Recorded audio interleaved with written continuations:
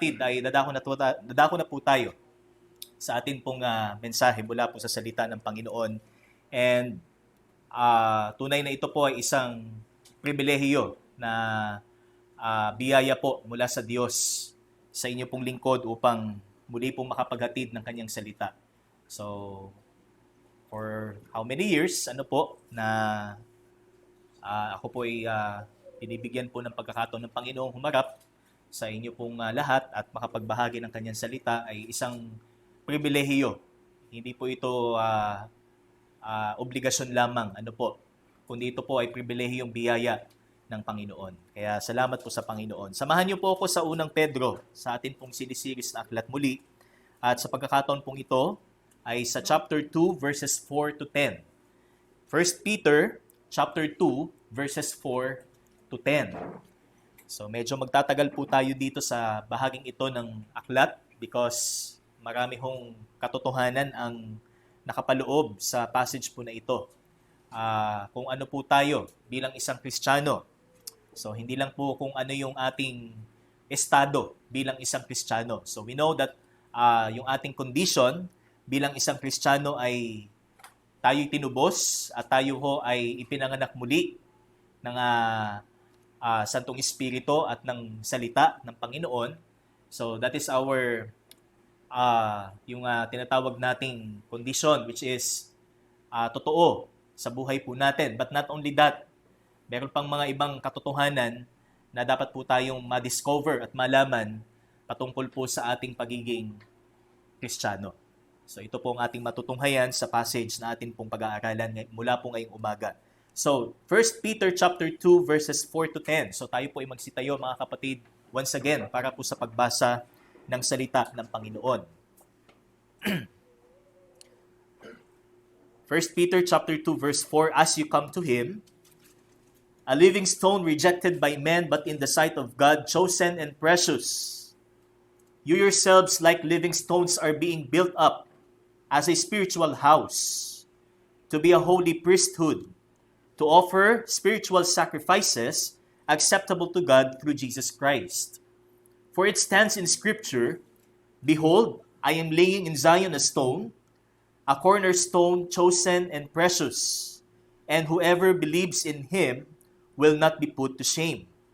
So the honor is for you who believe, but for those who do not believe, the stone that the builders rejected has become the cornerstone, and a stone of stumbling and a rock of offense. They stumble because they disobeyed the word as they were destined to do.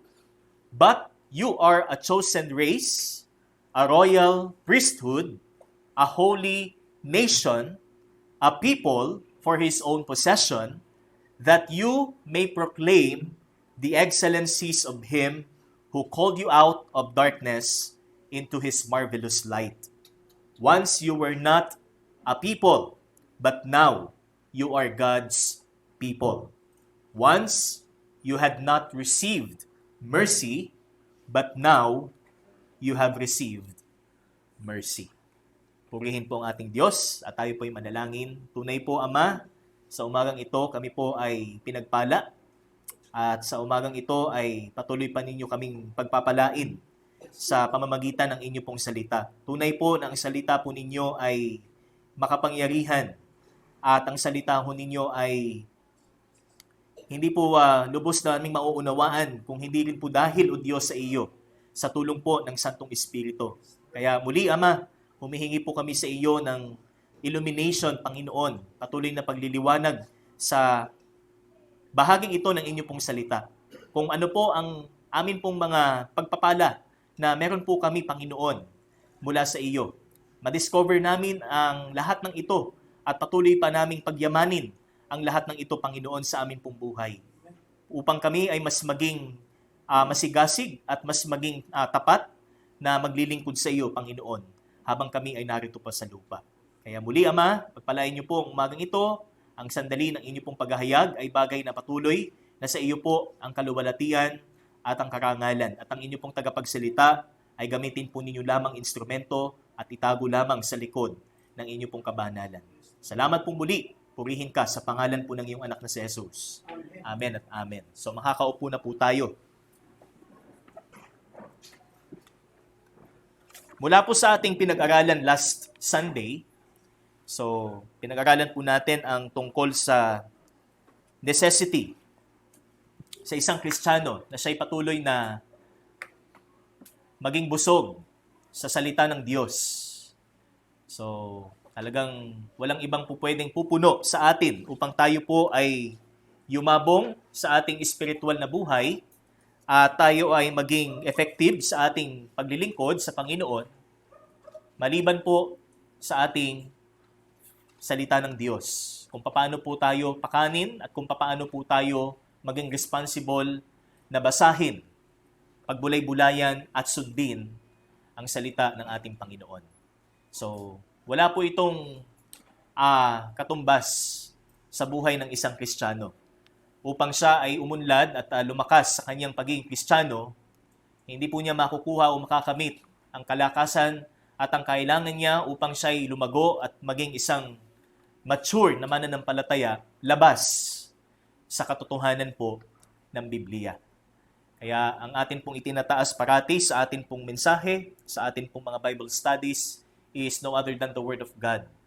So lagi nating pinapabatid sa tao na ang katotohanan ng Diyos ay matatagpuan lamang natin sa banal na kasulatan at hindi sa kahit ano pa mang tinatawag na katotohanan ng sanlibutan o sa pinangahawakang katotohanan ng sino mang tao, maimpluwensya man o ordinaryong tao. Hindi po ito ang katotohanang dapat nating tindigan sapagkat ang katotohanang absolute na tinatawag is only the Word of God o ang salita ng Panginoon.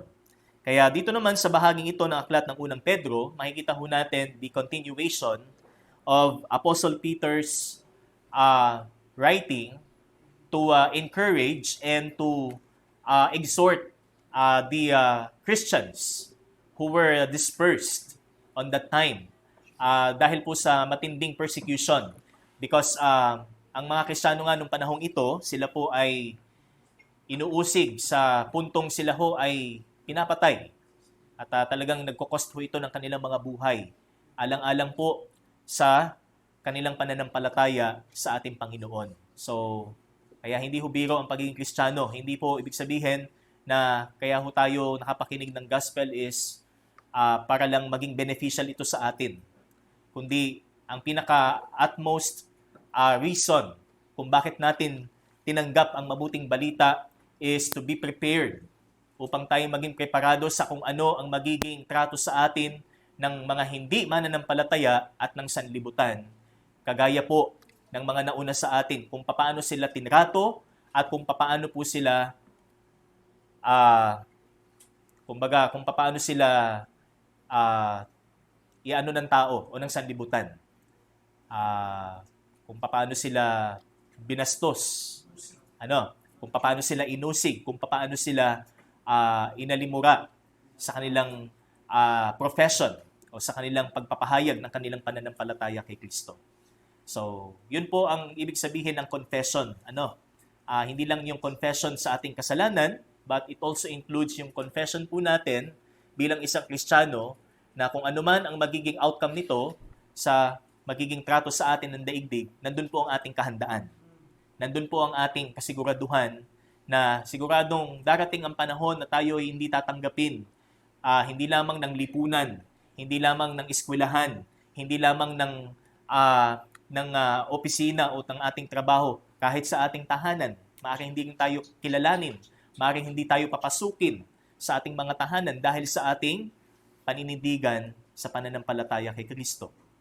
At yan po ay maraming tao po ang nagpapatotoo patungkol po diyan kung paano nila ipinagtanggol ang pangalan ng Panginoon. And hindi lamang po ipagtanggol natin ang pangalan ng Panginoon. So it's not only about defending the name of Christ, sapagkat ito ang tunay, ito ang totoo. But remember that all that we have bilang isang Kristiyano ay may tuturing po nating pribilehiyo na ibinigay sa atin. May tuturing nating pribilehiyo ang ating pagpunta sa bahay panambahan sapagkat ang Diyos ang nagbigay sa atin ng buhay at lakas upang tayo po ay makapunta dito po sa ating bahay panambahan. It's a very privilege mula sa Diyos na tayo po ay patuloy na makarinig ng mensahe week after week. Every Wednesday or every Sunday. Day after day or day, sabi nga, every day, sa tuwing tayo po ay magbabasa ng salita ng ating Diyos. Truly na ito hong lahat ay pribilehiyo na ibinigay po sa atin. That's why ang ating pong pamagat dito po sa ating mensahe is the spiritual privileges of God's people. So, what are the spiritual privileges that we have as the people of God? So bilang mga tao ng Diyos, kasi ang God's people, sa konteksto po na makikita ho natin, binasa po natin kanina, in verse 10, once you were not a people, but now you are God's people. So this refers to the believers. So sa mga mananampalataya. Ano po? So kasi in the Old Testament, pag sinabing people of God, Israel. Pero in the New Covenant, when we say people of God, so it refers to believers. Sa mga Kristiyano, sa mga tagasunod ni Kristo. Kaya dito makikita natin, so from, sabi dito, once you were not a people, but now you are God's people, once you had not received mercy, but now you have received mercy. So this is our privilege. We have received mercy. We are saved through God's mercy. In Ephesians 2, matatandaan po natin, by the richness of God's mercy, we are saved. Niligtas po tayo.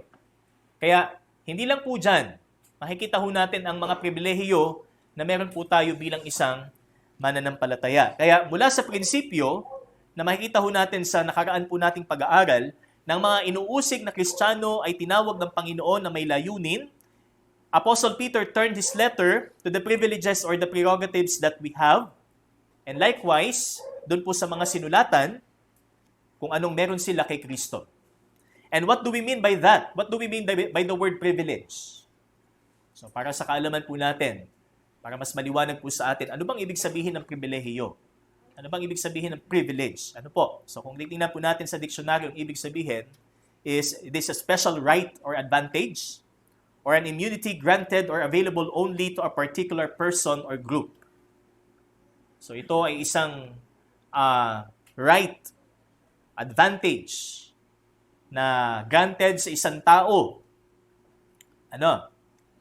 Para sa isang specific na bagay, sa isang specificong oportunidad. Ano po? So yun po yung ibig sabihin ng salitang pribilehiyo. So let's say, pag tayo po ay magpa-renew ng lisensya. So ito po yung experience ko po nung ako po ay nagpa-renew ng lisensya. Wala po akong idea na kapag ikaw ay nagparehistro sa mismong birthday mo, ikaw ay kasama sa priority lane. Okay? So, ang priority lane lang pala pagka ikaw ay nagparehistro or pag nagpa-renew ng lisensya is not only for those who have disability, PWD, or senior citizen. So, kasama din sa priority lane yung magpaparehistro or magpaparenew sa mismong birthday nila. Ano? Kaya, sabi nga ba, pwede pala yun? Kasi nung nagpumila po ako doon, ang akala ko, so magtatagal ako, 3 hours, 4 hours yung pila. So nung tinanong uli ako nung nagbigay sa akin nung papel na ito yung number, so pagka nag-flash yun doon sa sa screen, so yun yung number na ipe-present. So nung nakita siguro yung papel ko na ang araw is the day na kung saan ay kaarawan ko din. So tinanong uli ako, "Ay, sir, birthday niyo po ba ngayon?" Sabi ko po, "Oh, yes, yes, ma'am." So binigyan ulit ako ng bagong papel. Okay? Binigyan ulit ako ng bagong papel, which is a priority, naka-intended para sa priority lane. So yung mga pumila doon, 2-3 oras, ako po, wala pang 1 oras. Natapos na yung processing. As in, mabilis talaga siya. So yung pagpapasa mo ng papel, pagpapapicture, pagpirma doon sa yung pagkuha ng biometrics or fingerprint. So natapos lahat yon in just, sabi nga, more or less than an hour. Okay? So, yun ang isang may tuturing po nating pribilehiyo, mga kapatid. So, marami po sa atin yung mga PWD ID. Or di kaya ay Senior Citizens ID. Right? So, pag tayo bibili ng pagkain, ipipresent natin ilang percent? 20? Tama? 20% ba? Okay? So, PWD ID, meron din. Ano po? So, kung halimbawa naoperahan, kung halimbawa may sakit sa neurological, for example. So, or yon yung mga karamdaman which is diabetes or mga karamdamang kumbaga for lifetime na. So, we are privileged to receive discounts or benefits. So, depende yan sa LGU kung saan tayo nakatira. Meron pong mga halimbawa, PWD, na kapag birthday, nakakatanggap ng cake. Marami pong ganyan. So, yan po yung example ng mga tinatawag po nating privileges. But being a Christian, brothers and sisters, bilang isang Kristiyano, hindi lang isa o dalawa ang pribilehiyong meron po tayo bilang Kristiyano. So, ako'y nakakalibre sa ganito. So, halimbawa ay PWD, ako'y nakakalibre sa kanyo, ako'y nakaka-park dito kasi pwede ito sa PWD. So, hindi natin siya may compare doon sa privileges na meron tayo bilang Kristiyano. Kumpara sa ibang tao na bagamat sila'y privileged din na may tuturing, pero hindi sa spiritual. Okay? Yun po yung ikaibahan. Hindi natin siya may kukumpara. Kaya, pasalamatan po natin ng Diyos, mga kapatid. Kapag nalaman po natin at patuloy nating alalahanin ang lahat ng mga pribilehiyong ito na ipinagkaloob sa atin. Okay? So, bilang Kristiyano, ano ang ating standpoint bilang isang ligtas? What is your standpoint of being a saved person? Ang iniisip mo lamang ba? So, referring to your standpoint, ang iniisip mo lamang ba ay ang iyong hinaharap, knowing that once you receive Christ, once you believe in Christ, ano po ang pangako? Buhay na walang hanggan. So, doon lang ba tayo nakakonsentrate bilang Kristiyano sa buhay na walang hanggan na darating pa lamang? Nandun lamang ba ang ating kaisipan? Are you just thinking only about heaven? About the promised eternal life? About the promised life free from sin? Doon lamang ba tayo nakatuon? Pero hindi tayo nakatuon sa kasalukuyan? Hindi tayo nakatuon doon sa present blessings na meron tayo mula sa Panginoon? So, magandang evaluation po ito. Okay? Do you take your Christian identity at present only as a duty or obligation? So, ang turing mo ba sa iyong pagiging Kristiyano ngayon ay isa lamang obligasyon o isa lamang tungkulin na ginagawa mo? Kailangan kong umattend kasi linggo. Kailangan present ako sa church kasi Lord's Day. Okay? Pero less na yung ibang araw kasi ako na yon. Hindi na si Kristo yon. Ganun ba ang ating standpoint sa ating salvation? Wala ba tayong kagalakan na purihin, manalangin, makipag-fellowship, at sumamba sa Diyos? So ito ba yung standpoint natin bilang isang ligtas? It doesn't matter kung hindi ako na-attend. Kung hindi ako na-attend ng fellowship. It doesn't matter kung hindi ako nakaka-attend ng prayer meeting. Basta alam ko, tinanggap ko si Kristo. Alam ko may buhay na walang hanggan in the future. But in the present, wala tayong concern. Hindi natin nakikita yung privileges na meron tayo sa kasalukuyan. Kaya dito makikita ho natin, marami pa tayong bagay na dapat malaman. Marami pa tayong bagay na dapat ma-realize tungkol sa atin bilang Kristiyano, at ito po ang makikita po natin sa passage na ating pag-aaralan. So from verse 4, again, let me read once again. As you come to Him, a living stone rejected by men in the sight of God, chosen and precious.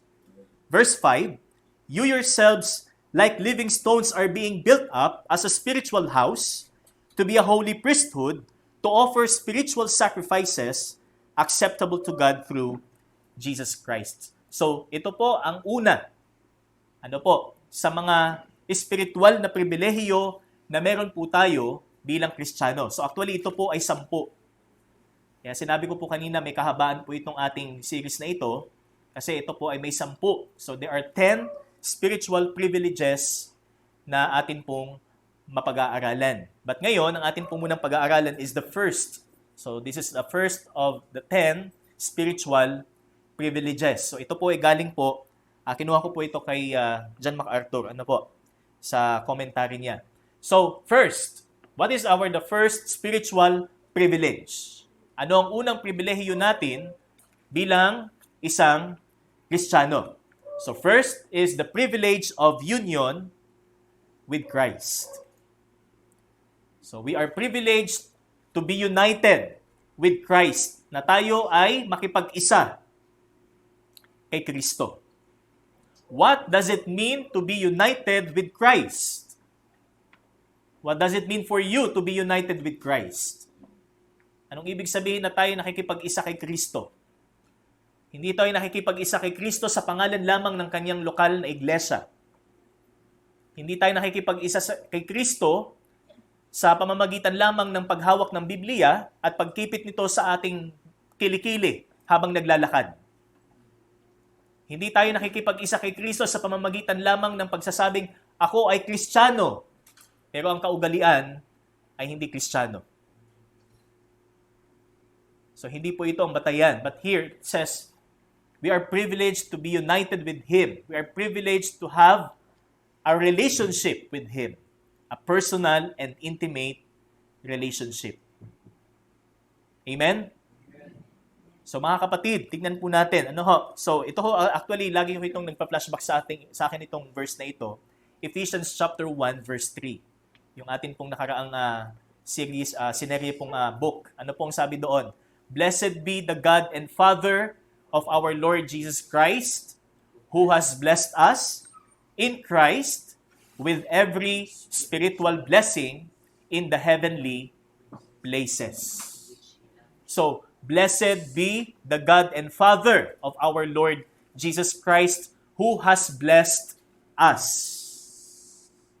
So, pinagpala ka ng Diyos, na ang Diyos na ito ay ang Ama. So, sinabi din po doon sa talata, blessed be the God and Father of our Lord Jesus Christ, who blessed you with every spiritual blessing. So yung every ho doon also means all. Lahat. Hindi ho basta ang binigay na ng Panginoon sa atin, isa o dalawang pribilehiyo, kagaya natin bilang isang citizen ng pagiging Pilipino natin. Ano po? So meron tayong pribilehiyo, isa o dalawa, 3. Pero ang pagkakaroon po natin ng pribilehiyo bilang Kristiyano is in proportion dun sa sinabi ng talata, in all spiritual blessings. God blessed you with all, lahat. Wala ka nang hihilingin pa. Kaya sabi nga ni Haring David, I shall not want. The Lord is my shepherd, I shall not want. Yamang ang Diyos ang aking pastol, wala na akong hihilingin pa. Kaya tayo ba, sa pagiging Kristiyano natin, damang-dama pa natin ang kapunuan niya? Damang-dama ba natin ang kapunuan ng kanyang pagpapala sa buhay natin? Mga kapatid, o tila bagay kulang pa rin ang ipinagkaloob sa atin ng Panginoon. Kaya ang tingin natin sa Diyos, parang gobyerno. Ang tingin natin sa Diyos parang gobyerno. Umento. Lagi tayong humihingi ng umento. Increase. Lagi tayong humihingi ng yung mga tinatawag nating exemptions sa buwis. Lagi tayong humingi ng pabor sa Diyos, samantalang we are favored by God. We are blessed in every way. And we are blessed on each side of our spiritual being. Sa bawat bahagi, sa bawat panig ng ating pagiging spiritual na binuhay ng Diyos, tayo po'y mapalad at pinagpala. So we are blessed on each side of our spiritual being from the macro to micro. Mula sa pinakamalaki hanggang sa pinakamaliit. From the largest to the minutest, to the very core of our being in Christ, we are blessed. Ganyan ba natin tingnan ang pagpapala ng Diyos sa atin? Mapamalaki o maliit, ito'y pagpapala kung ito'y galing sa Diyos. Hindi lang natin tinitingnan ang pagpapala ng Panginoon sa panukat natin na malaki ito kasi 7 digits or 6 digits.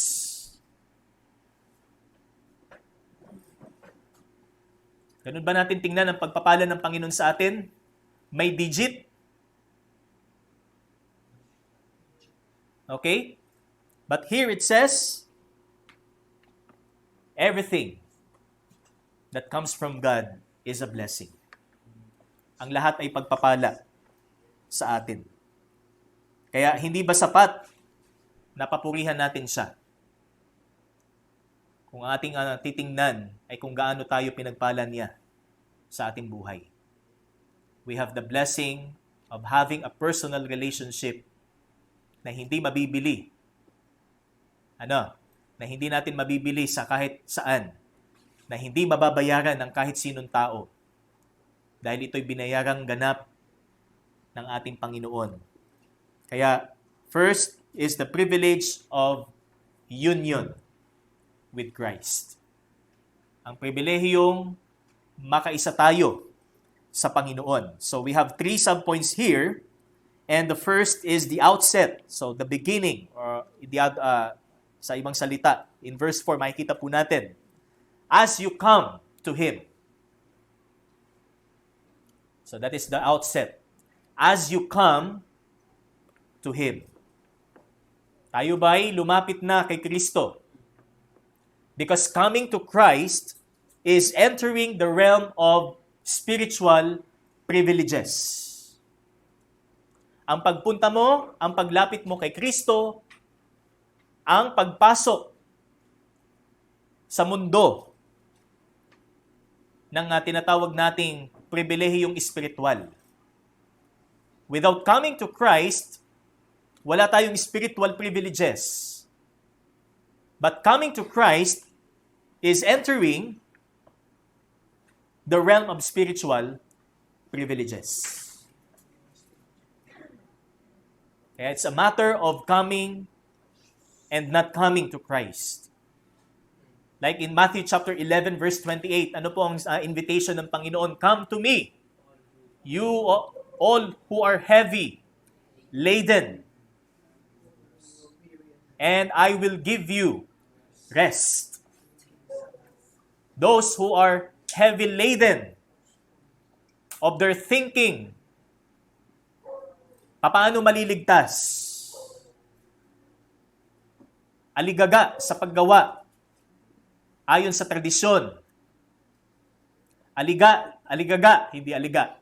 Aligaga, sa pagpunta sa iba't ibang simbahan. Aligagang mag-ipon ng salapi para makapunta sa Vatican.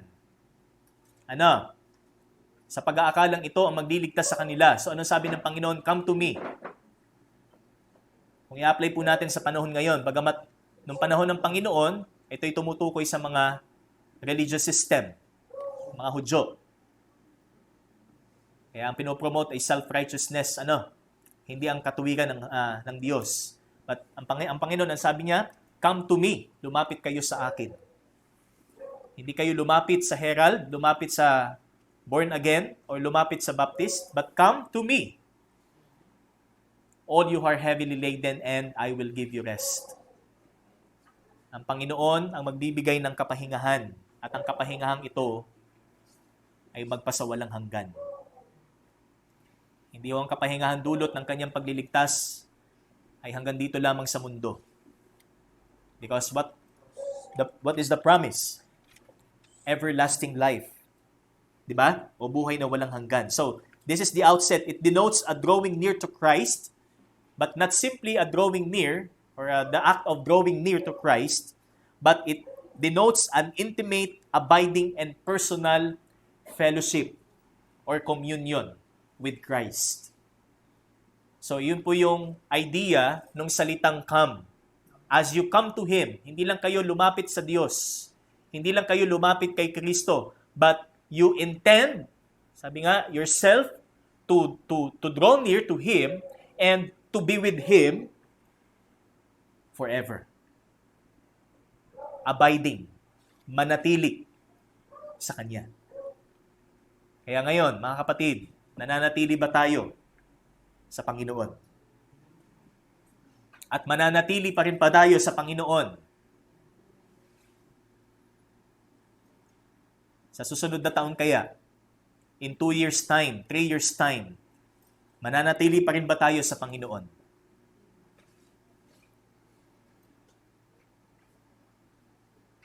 Ito po ang hamon para sa atin. Kung tunay tayong lumapit sa Kanya, we have the intention to remain in Christ. We have the intention to abide in Christ. Katulad po ng sinabi sa Hebrews chapter 10, let us draw near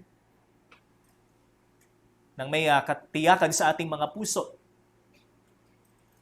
Di ba? Lumapit tayo ayon sa puso, hindi ayon sa bibig. Hindi ayon sa dikta lamang ng ating imahinasyon, kundi ayon sa ating puso. Sapagkat ang concern po ng Diyos ay ang ating mga puso. This is a heart issue. Ang paglapit kay Kristo ay issue ng puso, hindi ng ating mga paa o hindi ng ating isip. Puso ang pinag-uusapan. Okay?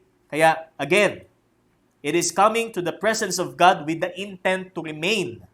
It carries the idea of the entire inner person to come into the presence or into the experience of a personal communion with Christ. Having the experience of a personal communion with Christ. Yan po ang nais ng Diyos sa atin. Hindi lang ma-experience natin umattend ng church or manalangin pag prayer meeting. Coming to Him, sabi dito, is coming into the experience of a personal communion with Him. Kaya mahalaga po ang ating samahan. Ano po?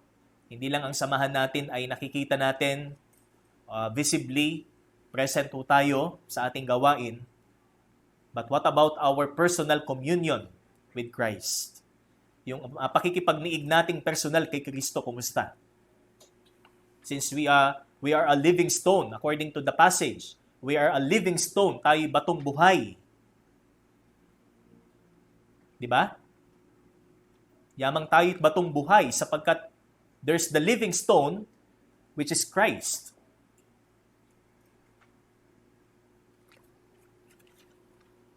So this is the beginning. Kung hindi po ito nangyayari sa atin at hindi pa nangyayari sa atin, hindi pa rin huli ang lahat. Ang mabuting balita ay patuloy po na ipinapahayag ho sa atin ng salita ng Panginoon. Na tayo po ay manampalataya sa anak ng Diyos na nagkatawang tao.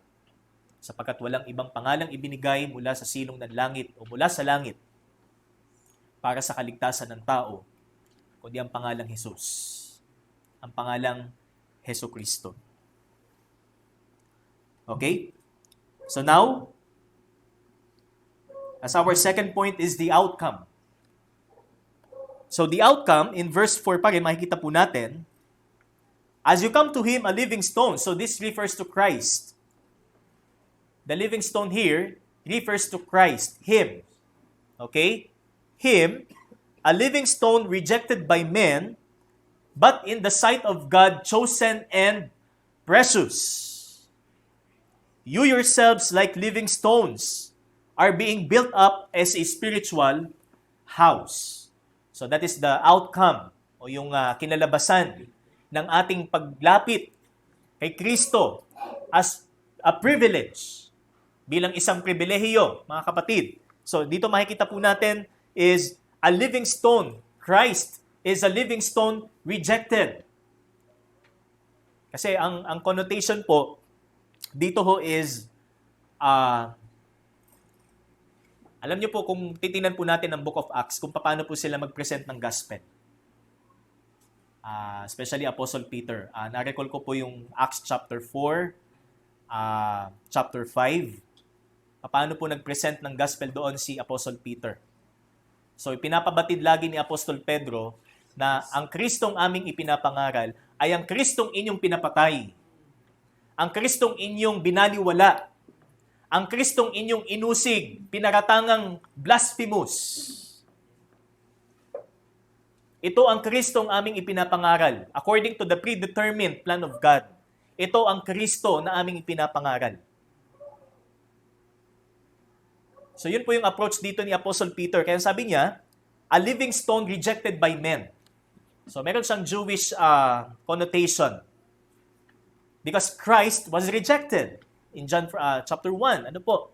He came to His own, but His own received Him not. Right? Kaya, a living stone rejected by men, but in the sight of God, chosen and precious.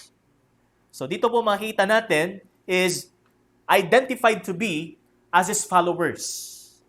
So ang unang magiging outcome o kalalabasan ng ating paglapit sa Diyos, sa Panginoon, is to be identified as His followers. Christians. Kaya pag sinabing Kristiyano, ang ibig sabihin, ikaw ay tagasunod nino ni Kristo. Tagasunod. Hindi lang dala mo ang pangalan lamang ni Kristo. So, Christians are likened as living stones. Metaphorically. Ano po, ang gamit po dito sa living stone is metaphor. Ano po? Since Christ is the living stone, representing His true character. So, kaya living because Christ is the what? Is the life. Right? I am the way, the truth, and the life. Sa Kanya umiikot ang buhay. At sa Kanya nagmumula ang buhay. Since God is the source of life, Christ is. Siya ang pinagmula ng buhay. Kaya sabi niya, the living stone. Siya ang batong buhay. Okay? Kung titingnan po natin yung word na living stone, mga kapatid, kung medyo huhukayin pa natin ng kaunti, ito po ay galing po sa Old Testament. Na kung saan pinatutunayan na ang Kristo ho ay ang Diyos na walang hanggan. Okay? Doon sa word na living, makikita natin, I am the way, the truth, and the life. He is the source of life. Then the stone, bato, bakit bato ho ang ginamit as a metaphor referring to Christ? Because in the Old Testament, ang Diyos po ay inihalin tulad sa isang bato na nagsisignify po ng tatag at ng tibay. Strength. Di ba, meron tayong awitin na Rock of Ages. Bakit nakabuo ng awiting Rock of Ages? Dahil lang ba dun sa bato na nagsilbing silungan nung sumulat habang may malakas na unos? No. It is God. Okay? It is the God of all ages. That's why Rock of Ages. So ito po ay kinuha sa Deuteronomy chapter 32. Okay. Tingnan po natin sa Deuteronomy chapter 32, verse 4. Para makita ho natin. Para hindi niyo po isipin na si Pastor parang nagmamarites lang. Hindi po, no? Nasa Biblia po yan. Deuteronomy 32 verse 4. Ano po sabi dito? Tingnan po natin. The Rock. Hindi po ito yung wrestler, ha? Okay? Si Dwayne Johnson, hindi po yan. His work is perfect. For all His ways are justice. A God of faithfulness and without iniquity, just and upright is He. So dito po kinuha yung identity or identification sa Diyos bilang bato. And likewise, the stone, ano po, na sinabi po dito ni Apostol Pedro, na ang tinutukoy po niya ay ang Panginoong Jesus. Kaya sabi dito, it represents the true character of Christ. Sinabi po ditong, as you come to Him, a living stone. And this living stone was rejected by men, but in the sight of God, chosen and precious. So sa mata ng tao, hindi siya katanggap-tanggap sapagkat siya'y tao lamang. Hindi ka panipaniwala sapagkat siya'y tao lamang. Kagaya ng mga reliyon sa panahon natin, hindi siya katanggap-tanggap dahil siya'y tao lamang. Bagamat para sa kanila din, sinasabi nila, ay kilalanin din siya. Pero hindi katulad ng pagkilala sa Ama.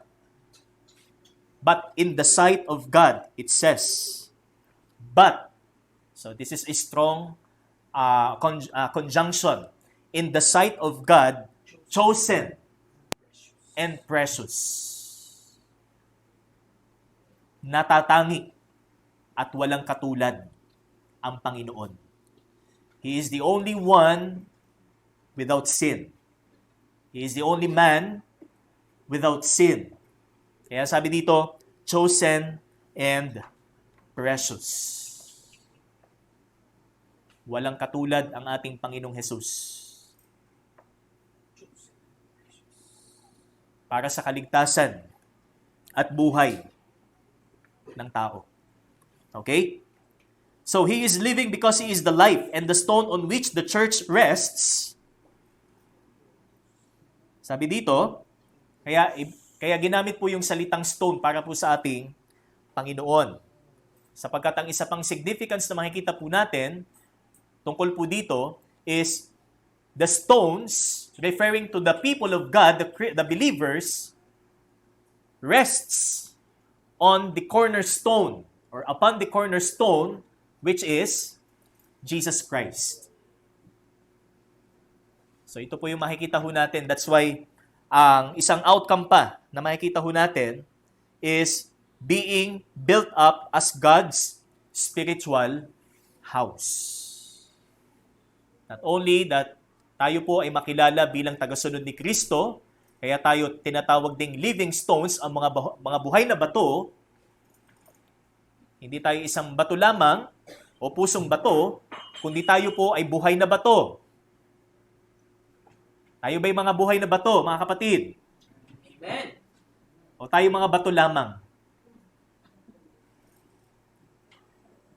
Kailangan natin ng buhay mula sa Panginoon para tayo maging batong buhay.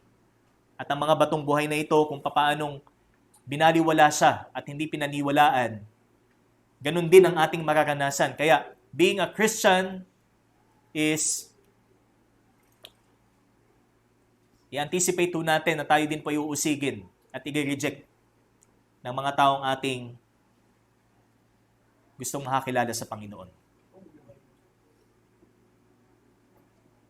Kahit ito man ay kadugo po natin. Okay? Kung paano si Kristo ho ay nireject ng mga tao noong panahon niya, ganun din po ang magiging buhay natin bilang tagasunod ng Panginoon. We are likely to be ridiculed. We are the ones, sabi nga, na tayo ay pagtatawanan. Tayo ho ang uusigin. Tayo ho ang kukutsain. Tayo ho ang, baka ang mas malala pa ho ay talagang labasan ho tayo ng itak. Labasan ho tayo ng mga mapaminsalang bagay para matakot tayo. Meron pong ilabas sa atin, naka-experience na niyan. Nilabasan ho ng baril, nilabasan ho ng itak. Di ba? Pero alang-alang kay Kristo, mananatili tayo. Mananatili ba tayo, mga kapatid? Amen. Okay. So, Christ was rejected by men. Likewise, His followers were also rejected to the point of deadly persecution. Kaya ganun din po marahil ang mangyayari sa atin sa pagtakbo pa ng panahon. Hindi natin alam kung ano mangyayari next year. Baka may isa pang pandemyang darating.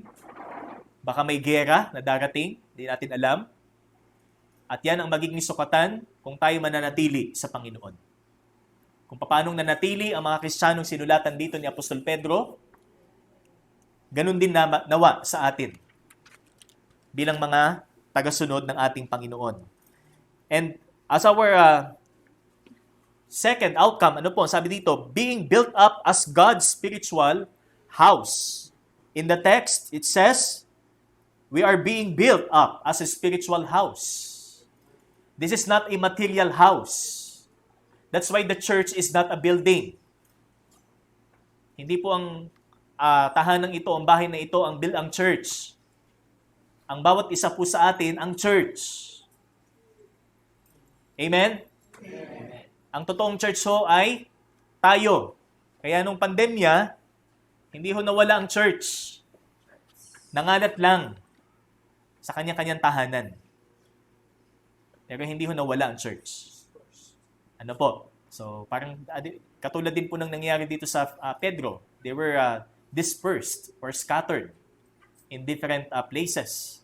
So, ganun din ang nangyari sa atin. But now, by the grace of God, so magkakasama na muli tayo. Di ba? At sa pagkakasama ho natin ito, we are binded sa pamamagitan po ng ating Panginoon. Biyaya na mula po sa ating Panginoon. Okay? So living stones signify not only that we have the eternal life in Christ, but we have also been united with Him as stones in a spiritual building of which He is the cornerstone. So ang bawat isa na nananampalataya kay Kristo ay isang buhay na bato na bahagi ng tinatawag po nating spiritual house na kung saan ang batong panulukan ay ang Panginoon. So ito po ang katotohanan na nakapaloob po diyan. In Ephesians chapter 2, makikita po natin. Ephesians chapter 2, verses 19 to 22.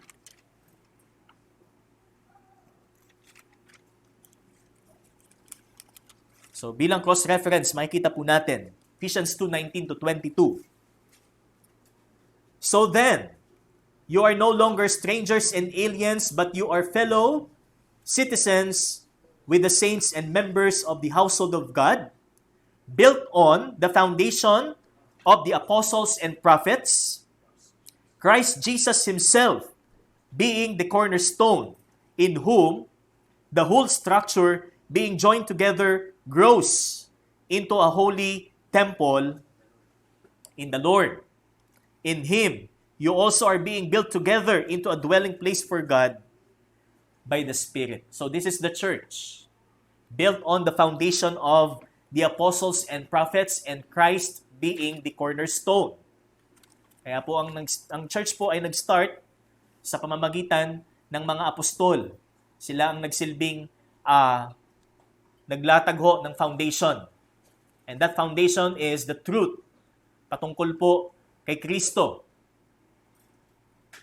At ipinagpapatuloy po natin bilang bahagi ng iglesia. Kaya ang sabi dito, we are the living stones being built up as a spiritual house. And this spiritual house is still on progress. Hindi po ibig sabihin tapos na itong spiritual house na ito. Let's say, bahay natin, kulang pa sa pintura. Kasi naubos ang budget. Mag-iipon uli, pampapintura. O di kaya ay ang CR wala pang tiles. Semento muna. Kasi kinulang ng budget. So, yung estado po ng spiritual house is just like katulad din po noon. Hindi pa sa tapos. Pero patuloy na nadadagdagan. Patuloy na nadadagdagan ng mga bagong mananampalataya hanggang sa makumpleto ang tahanang ito. Yan po ang purpose ng church. Kaya mahalaga po na bilangin ho natin at maalala ho natin yung privileges ho natin bilang member po ng church. In so doing, mas magiging compassionate ho tayo sa mga tao. In so doing, mas magiging sensitibo tayo sa pangangailangan ng tao. Hindi lang ang ating tinatap is yung kanilang material o ang kanilang pisikal. Ang concern lang natin yung sakit, yung kalusugan lang. Ang concern natin yung kanilang kaligtasan. Yan ba ang ating pananaw bilang isang Kristiyano para sa mga tao, mga kapatid? Na ang concern natin sa mga tao, hindi lang basta sila ay makausap natin, kundi talagang maiparating natin sa kanila ang mensahe ng kaligtasan. Yan po ang sabi, mga kapatid. Like a living stones, we are built up or being built up as a spiritual house. So this is ang ibig sabihin po is, hindi pa siya nandoon sa state of completion. Wala pa siya doon sa completion stage. Ito ay nananatili pa rin nasa construction stage. Itong tahanang ito, which is the church. Kaya asahan po natin kung tayo po ay makikiisa as a living stone in the ministry, pagpapalain po ng Panginoon ang gawain. May mga taong madadagdag, may mga mananampalatayang madadagdag, may mga living stone pang madadagdag, mas magiging matibay, mas magiging buhay, visibly, effectively, ang iglesia ng Panginoon. Nais po ba nating makiisa para dito, mga kapatid? Amen. Yan po ang makikita ho natin. Having been privileged. Okay? Bilang tayo po ay pribilehi, sabi nga, tayo po ay pinalad na pagpalain po ng Panginoon sa mga katotohanan ito. And next is the objective. So the objective is the remaining part of verse 5, to be a holy priesthood, to offer spiritual sacrifices acceptable to God through Jesus Christ. So anong concern ng Diyos sa atin? Anong concern po ng Panginoon? Hindi lang tayo maging sensitibo sa pangangailangan ng iba, but having the privilege of being united with Him, sabi dito, tayo ay maging isang saserdote. Okay? To be a holy priest. Pero hindi po yung katulad ng Old Covenant. Hindi po katulad ng seremonya na ginagawa in the Old Covenant. But the principle na ginagawa ho ng Diyos in the Old Covenant is the same. Okay? Sa kung paano din po tayo magpipresent ng ating sarili sa harapan ng Diyos. Pakatandaan po natin ng mga saserdote, bago sila mag-perform ng mga seremonya, they have to clean themselves, purify themselves. Kaya kung hindi tayo gagawa, sabi nga sa bahagi po natin na maging karapat-dapat sa paningin ng Diyos and diretso agad tayo doon sa seremonya, which is itong ating ginagawa, mabigat po ang mangyayari sa atin. Okay? Kaya ang purpose ng makikita ho natin, the objective first is to be a holy priesthood. So tayo ay maging isang saserdoteng banal. Kagaya po ng pinanawagan po sa preceding chapter, ano pong sabi? Be holy, for I am holy. Kayo'y maging banal, sapagkat ako ay banal. Kaya kayong mga buhay na bato, magsilbi din kayong mga saserdote,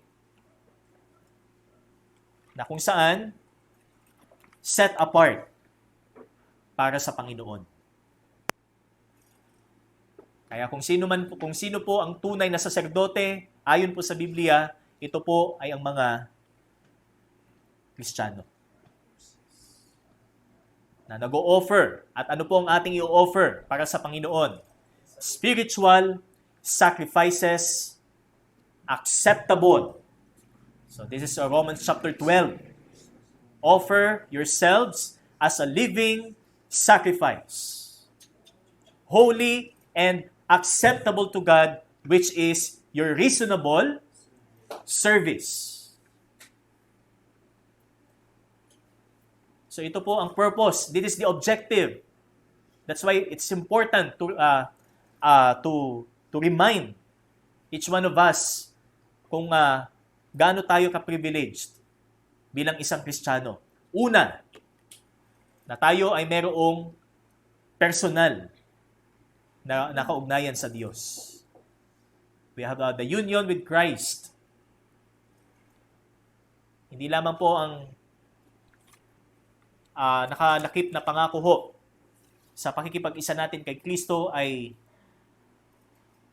kalayaan mula sa kamatayang bunga ng kasalanan. Ipinapabati din po ng pakikipag-isa nating ito na tayo po ay maging isang buhay na instrumento ng Diyos sa kasalukuyan. Tayo ay maging isang buhay na kasangkapan ng Diyos para sa mga taong wala pa kay Kristo. Yan po ang nais ng Panginoon sa atin. Okay? So to be a holy priesthood and to offer spiritual sacrifices acceptable to God through Jesus Christ. Hindi magiging katanggap-tanggap ang ating pag-aalay sa Diyos kung hindi ito sa pamamagitan ni Kristo. Kung hindi ito bunga ng ating pananampalataya kay Kristo, hindi ito magiging katanggap-tanggap sa Diyos. Kung ang ating pagpunta, pagpasok at paglabas sa bahay panambahan ay hindi sa pananampalataya kay Kristo, it is not acceptable to God. That is just religion. Wala tayong pinagkaiba din sa mga taong ang akala nila ay sa Diyos na sila, basta't sila'y sumisimba. Kundi dahil sa pananampalataya kay Kristo, ang ating pag-aalay, ang ating paglapit sa Kanya ay magiging katanggap-tanggap. Kaya ikaw, ako, at ang bawat isa sa atin, maging sensitibo tayo sa ating katayuan bilang Kristiyano. Hindi lang tayo basta tumitindig, sumisigaw, nagmamataas na tayo isang Kristiyano. Pero kung walang pagsunod, kung walang pagsisisi, kung walang pagtalikod sa kasalanan, isa lang ang ibig sabihin. Hindi pa natin ganap na nakikilala ang Kristong ating sinisigaw. Ang Kristong ating ipinapangaral. Kaya ito po, makikita natin, this is an encouragement to us. Ano po? Isang pampalakas na katotohanan para po sa atin. Na tayo ay privileged, blessed, to be used by God. Okay? To speak on His behalf. Upang tayo po, sa bahagi po natin, ito ho'y pakinabang din sa atin. Hindi ho tayo lalayo sa Panginoon. Hindi ho tayo magtatanim ng nikatiting na sama ng loob sa Diyos na nagligtas sa atin. Dahil ang katotohanan pa lamang na tayo pinagpala ng Panginoon with all spiritual blessings is enough. Sapat ng dahilan upang ang bibig natin, ang tanging lumabas lamang dito ay pawang pagpupuri at pagkilala sa ating Panginoon. So this is the first of the 10 spiritual privileges. So number 2, wala po dyan sa ating PowerPoint, pero gusto ko na pong banggitin sa atin in advance. Ano po? So yung from number 2 to 10, number 2 is the privilege of protection in Christ. In verse 6. Number 3 is the privilege of affection for Christ. Verses 7 to 8. Number 4 is the privilege of election by Christ. Verse 9a. Number 5 is the privilege of dominion with Christ. Verse 9b. Number 6 is the privilege of separation to Christ. Verse 9c. Number 7 is the privilege of possession by Christ. Verse 9d. Number 8 is the privilege of illumination in Christ. Verse 9f. Number 9 is the privilege of compassion from Christ. Verse 10. And number 10, ito po yung pinaka-remarkable na may tuturing po sa lahat ng pribilehiyo. na meron po tayo. The privilege of proclamation of Christ. That is in verse 9e. So ito po ang ating matutunghayan sa mga susunod na linggo, kalooban ng Diyos. Patuloy nating namnamin, hindi lamang ang sustansya ng salita ng Diyos, kundi kalakip ng salita ng Diyos ay ang pribilehiyo na meron tayong lahat bilang tayo ay pinalad na makakilala sa Kanya. Tayo po'y manalangin. Salamat po, Panginoon, sa inyo pong salita. Salamat po sa laksa-laksang mga pribilehiyong ito na meron po kami, Panginoon. Tunay na hindi po namin masusukat at hindi po namin mabibilang ang lahat ng ito sapagkat ito'y mula sa iyo. Yamang kayo po ay Diyos na walang hanggan. Ikaw ang Diyos na infinite at kami po ay finite, Panginoon.